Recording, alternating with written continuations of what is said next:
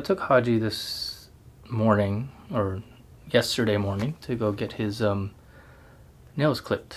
So I went and got over there, and of course he hates getting his nails clipped, so I had to hold him. And when I was holding him, he was struggling, and he was kind of doing a lot of physical shit. And Hodgey is not the kind of dog that does a lot of physical shit. He's a very lazy dog. But anyway, when that was happening, he started doing these weird breathing things, and it's a bulldog, so it kind of that's what I thought it was, but I never heard him do that before.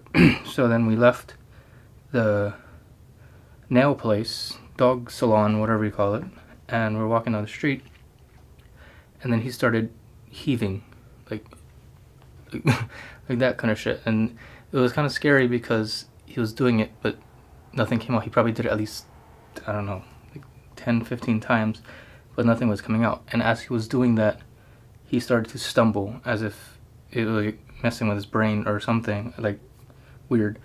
So I was like, holy shit, this is scary. So I thought maybe he was just tired from getting his nails clipped and then walking out, so I didn't really think a lot of it. But then I saw when I took him to go poop that his poop wasn't coming out, and the stuff that did come out had blood, and it was kind of like diarrhea-y, but it was kind of ugh. But yeah, so I picked it up, and I thought he was constipated because he wasn't pooping, and I don't know, maybe he was dry heaving because he was dehydrated, which is connected to constipation somehow. But what was weird is the way he would act. So Hodgey is very lazy. He doesn't do anything he doesn't want to do. He's that's why it's so easy to film him. But I would film him doing what he does, and I would just base my videos around that. But he was being more than that, and that's what was scary. He was walking very slowly. He usually is all kind of uppity when we're walking, but he was walking behind me, and he was walking slow, and his hips were you could tell something was wrong. So then I just thought, okay, maybe I'll go get him some stuff to get more fiber in his diet. And I was reading online that pumpkin helps with that. So I went to go get some pumpkin, and I fed it to him. And I told him I plan to go take him out later that night. Hopefully it digested and he could, poop. But when I took him out later that night, he didn't poop. It was the same bloody, gross stuff.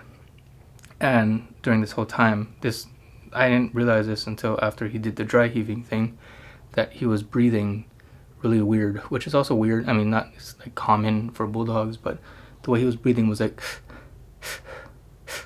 and it was scary because he doesn't do that. He only does that if he's really panting, which he actually rarely does unless he runs for 10 feet, but he doesn't usually do that. So it was kind of spooky. So I kind of hurried up and I made up my mind to call the emergency vet people, because they have this one that I went to in Eagle Rock. So it was the Eagle Rock vet place, and I told him the symptoms on the phone, and I took him over, and I got there, and they take him, and they do his vitals and shit, and I found out from the head vet there that he has... What's up? Look at this motherfucker. Look at this puppy. Hey, go back, Nine. I'll turn the AC back on when I'm done with it. Yeah, so he started... What was I saying? The guy told me that he, just feeling him, he could feel some kind of mass in his chest, and fluid. He said fluid. There was fluid in his chest. So automatically, of course, that's fucking scary, right? So at that point, I don't know if anybody's been in that kind of situation, and I kind of have been in third party kind of thing, but never just me. And it sucks. Like, I had to sit down. And because it's like, this is Hodgey. But Hodgey's not supposed to be hurt. He's supposed to live always forever. But anyway, so sorry, I've been up for like 36 hours. But so he told me that, and he said that he was gonna take x-rays and then drain the fluid to see what it is, and if it was blood, that's, you know, really bad, which I assumed it was gonna be because his shit is bloody. But so yeah, so then they took him in, and then they started doing things. I had to wait about an hour and a half for the x-ray, for the blood thing, and for them to do the blood work and all that. So they finally called me in, and it was I came in and I saw this bowl on the table. It's like a Simon bowl, and in the bowl was just the fluid, and it was like a pinkish reddish and looked like disgusting. I have a picture of it, but it was just gross. It was a lot too. They said a liter, but I'm pretty sure that was more than a liter. And it was weird because I kind of had a weird smell. It wasn't stink, it just smelled like body. So the vet told me about what happened, and apparently his chest was full of that fluid, and he, you know, thankfully it wasn't just all blood, but it was something else. It wasn't pus, and it was something else. I don't know what exactly it was, but so if it was blood, that just means something's fucking up with the heart, right? But if it was pus, then that means he has an infection, which he didn't have any pus, so we can kind of rule out infection. But yeah, so it was weird because there's nothing in that liquid to show that there's anything like bad. I don't know, like bacteria. I don't really. I mean, at this point, I'm kind of like, it's kind of shitty. But so then he told me that he was gonna refer me to a specialist because they're not unable. Before that, so he told me about the fluid, and then he told me about the fluid, and then after that he told me about there was this like big pocket of something in his like stomach area. Come to find out that's like farts. It's pretty much gas in him, and he farts a lot, so I'm waiting for that to come out. But it wasn't constipation, and there's like I don't know. But anyway, so he also found a mass on inside of his chest, and like it was kind of like by the heart-ish on the lung kind of thing, and he couldn't tell what it was because, you know, they have to do specific scans and stuff to figure out what it is, or get tissue or whatever the fuck they do. I don't know, I'm not a fucking doctor, but he couldn't do that, so he referred me to a specialist. So I mean, this is all happening at 2 o'clock in the morning. So then I had to drive from Eagle Rock down to the specialist with all my stuff, you know, and it was a lot of money, but you know, it's Hodgey. But so we went down to the specialist, which is on Santa Monica, and so we get there, and they take him in, and then they do some tests, and I give them what tests they already did at the other place. And the vet at that place, the specialist guy, comes in, and he tells me that pretty much the same thing what the other guy said, that there is a mass, and they don't know what it is, and the only way they can figure it out is if they, you know, go in and figure it out. So he said the 3 things that it could be. It could be, okay, wait, time out. So the fluid that was in his chest was built up. It could, I read this, and they also said this, but it could have been from a trauma, which I don't remember Hodgey ever getting hit or anything, or it could be a tumor. So those are the two things that could cause that buildup somehow. I don't know. But so the doctor came in and he said that it could be three things that is causing this. It could be the least likely, which is an infection, or like a cyst, or whatever you call those things. So like, bacterial and cyst thing. It could be a heart disease, which is pretty bad. But then the most likely thing is, of course, a tumor. So he could have cancer. And by this time, I cried already, and I wrote a lot of things and bothering all the people that are sleeping at night, like my girlfriend and my mom and everybody else. And I feel bad, but it's just like I'm kind of felt lost because it's hard. But so after trying to figure out what to do, so the specialist dude told me, yeah, you can either run more tests and keep them there and da-da-da. Of course, this isn't fucking in the middle of Hollywood, so of course it's bougie as shit. And it's all nice and pretty in there. They have like badass coffee machine that's like as big as a refrigerator, and of course I know it's gonna be expensive. It's on Santa Monica Boulevard. But he finally bring me out the papers, and then he's showing me the two things I could do. And the first one was pretty much like the bare bones, try to figure out what is wrong with him, which is like CT scan, more what do you call that thing, the ultrasound, and keeping him over there for hospital visit and blah blah blah. So I'm like, if that's the the cheap one. The cheap one was $2,500. If that's a cheap one, what's the expensive one? And the expensive one was pretty much more in-depth analysis of him, and a longer stay in the hospital over there, and that came out to like I think it was almost $7,000. And honestly, I do not have that money. Go figure, But it sucks because I wish that wasn't something that held me back from just fucking doing it, And I mean, Hodgey is old. I mean, he's also a pretty good age for his type of breed. Bulldogs are not known to live very long, but he's almost 9. So, that I know of. I rescued him, and supposedly he was 2, but he could have been older. He could have been younger. I don't know, but to me, he's almost 9 in February.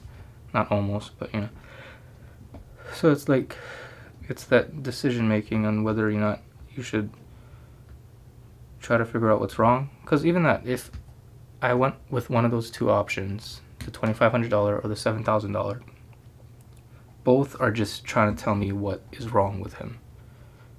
Because both vets kind of both implied that it is cancer, and it makes the most sense from what was happening, just from all the the evidence that they got. And it's like the biggest it most likely is. It's either that, it's like 50% it is, and then like I don't know, 30%, actually like 40% it could be heart disease, and then the rest of that, it could have been an infection, which they pretty much ruled out since the beginning. So it's either one of those two, and both of those are like pretty terrible, as you can tell. And it's not like it's like, I'm not gonna say not worth it, but at the same time, it's hard to make that decision. And like, if I'm gonna spend, I would go for the $7,000 one. I don't have $7,000, but I'll go for $7,000. And even if they find out it is cancer, that's just the diagnosis. So after that, you have to do the surgery and try to remove the thing, and there's still the possibility it's not gonna fucking be removed, or he might die in surgery. And then also after that, he's gonna have to do like chemotherapy, dog chemotherapy. I didn't even know that was a thing, but dog chemotherapy kind of thing. And like that's more money. And even after that, there's not guarantee that he's gonna be fully recovered or fully eradicated, and he could always come back. And even that, by the time we get to that point, what if it does come back? He's already gonna be almost whatever age he's gonna be, and that's pretty old for a bulldog. Supposedly it's like, I don't know, he's like a senior citizen already, so he gets like a discount at Denny's and shit. But see, then that's why it's like hard. And I know it sounds like I don't give a fuck, but I cried already. I mean, earlier, and I just sat in my truck for 2 hours just crying in the doctor's place. But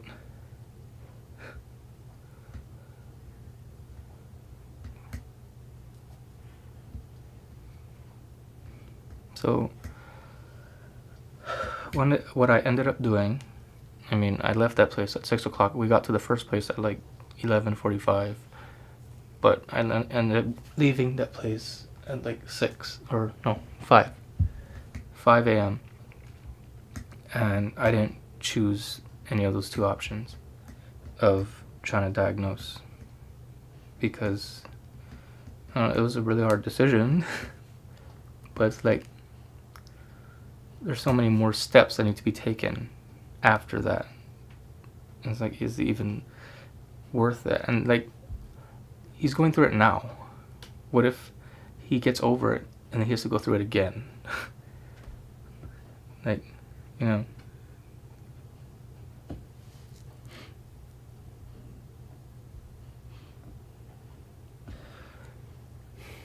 so rewinding, after I found out about like the initial it could be cancer, I need to channel my feelings somehow, and the way I do that, I either paint or draw or something, or I make a video. So I sat in my truck and my GoPro was dead. But I ended up just writing, texting, I guess, but writing everything about him.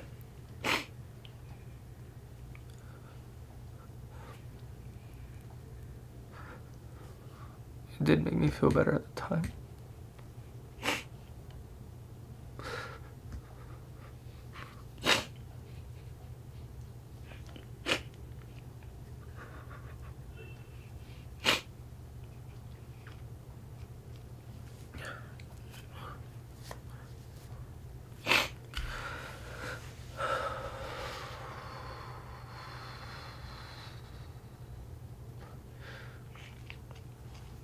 I started from when I first found him in Arizona at the at the dog pound,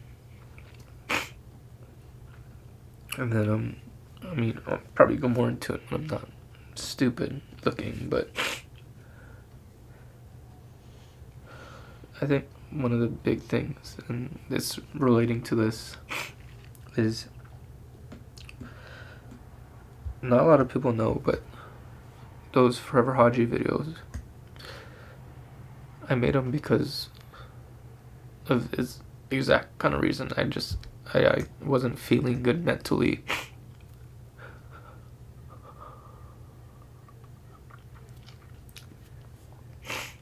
And the way I do shit is I like to make people laugh.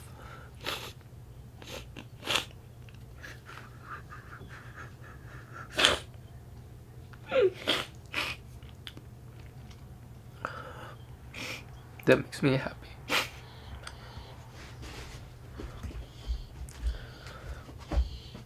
Hey. Okay. Yeah.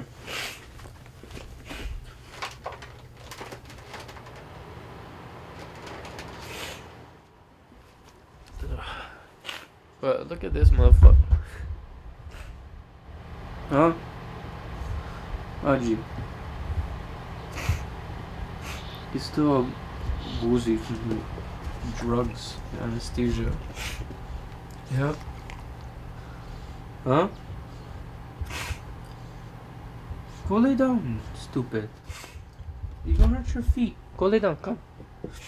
You lay in the bed? Come. Okay, I'll turn the AC on. Okay, the princess wants the AC on. So I'm gonna turn the AC on, but then I can't do this, so I'll do it later. But anyway, yeah, that's pretty much what's happening, and I'm trying to figure out what I'm gonna do. So yeah, thank you for listening. I'm assuming this is gonna be on the internet, so thank you, internet. But yeah, that's the current state of Forever Hodgey Season 3.